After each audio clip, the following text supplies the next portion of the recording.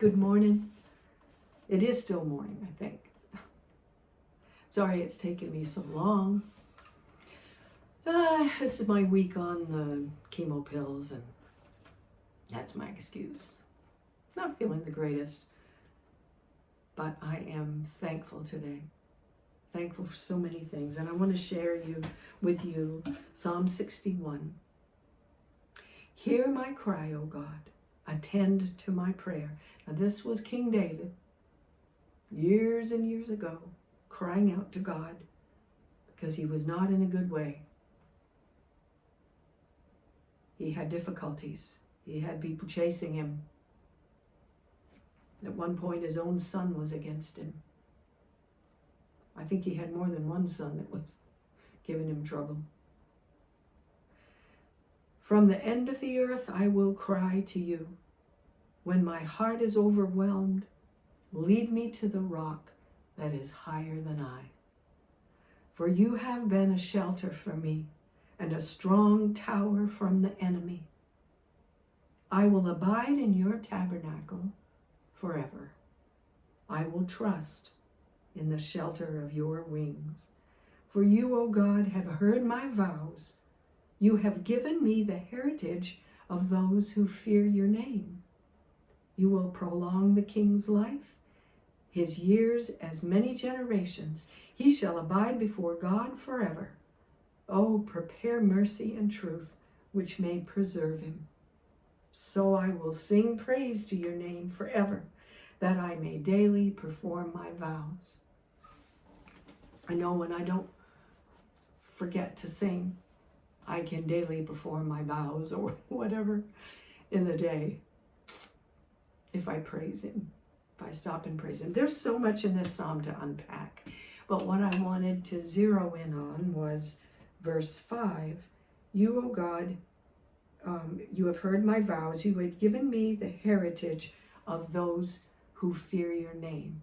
Now, my first thought of that was the heritage of godly parents, people that believed in God, that trusted in his mercy and grace for salvation. And that's my mom and dad. They were not perfect people. Nobody is. Christians aren't perfect. They're just forgiven. And they knew the Lord and knew to tell me that he could be the rock to run to, the only rock that will not crumble. You know, we think about two things on this day. Number one, over this last week, the horrible thing that happened in North Africa with the earthquake, and how over 2,000 people so far have died, and others, over 2,000 from what I read, were injured because the rocks gave way underneath. The earth crumbled, and the buildings that they had created, the shelters for themselves, they crumbled. And another thing that we think of today, the main thing, I guess, is that this is the 22nd anniversary of 9/11, the terrible day that our country was attacked. And so many people gave their lives, died in that attack. Some deliberately gave them their lives, took that chance, and did lose in trying to save others. So anything that we construct in this life that we think is going to be eternal, it isn't. We need a rock that is higher than we are, and that rock is Jesus. So I hope you've put your trust in him. I think about my mother and the times that we had cups of tea. You see that? It's a picture of my mom and I one time when I came home for the summer from college. And we had one of many cups of tea, talking way late into the night and talking about old times, her memories. talking about problems maybe that either one of us had. It was a sweet time.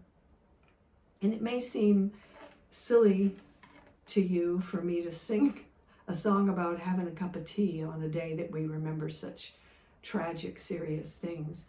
But I'm telling you that having a cup of tea was a very serious thing with my mother and me. Because it was more than just liquid in a cup. It was more than just physical enjoyment. It was spiritual. It was a time of strengthening. So in 2002, when Mama got sick, I was headed down to see her on Swans Island. And on the way, I started thinking about all those times that she'd been such a comfort to me. And we had had cups of tea and talked late into the night. And so I just started thinking about this song. So I'm going to sing just a little bit of it for you. And as I sing it, please think about the seriousness of having a heart-to-heart with God. Have a cup of tea, so to speak, with the Lord. If you know Him, sit down, pour out your heart before Him. Tell Him your troubles. He's listening. And if you don't really know Him, if you've never really come to Him for forgiveness of sin and trusted Him alone for salvation, then have that talk.